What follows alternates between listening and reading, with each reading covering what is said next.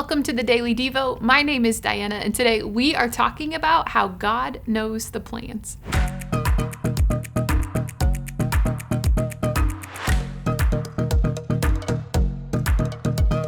Do you love a good plan? Do you like knowing the plan, working the plan, building the plan? Or maybe, do you prefer no plan, right? You prefer to figure it out as you go. Well, no matter what type of love-hate relationship that you may have with plans, listen in to today's verse. It's a truth found in Jeremiah 29:11, and it says this. It says, "For I know the plans I have for you, declares the Lord, plans to prosper you and not to harm you, plans to give you hope and a future." Did you hear that? Today's verse told us that God knows the plans He has for His people.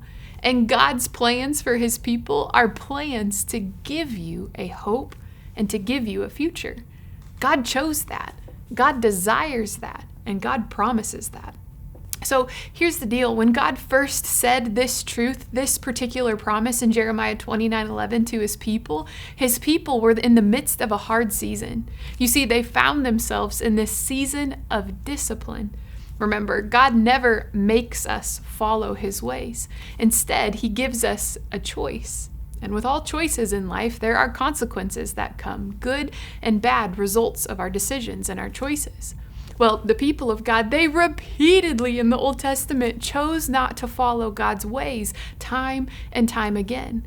And even after countless second chances, third chances, fourth chances, where God would pour out His mercy and have them follow again, they consistently chose what was other. Well, today's truth is a promise that God, listen, He chose to speak, even to His people when they were still in the midst of valid consequences or discipline, what the Old Testament calls exile.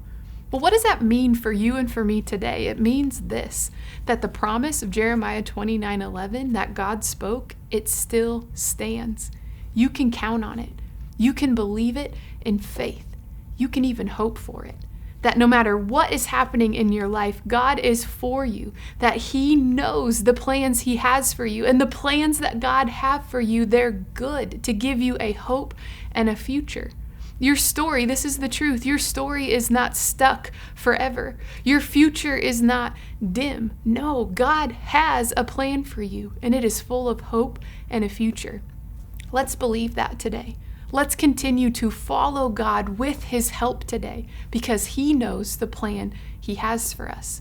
Will we follow Him? He'd delight in helping us. I'll see you next time.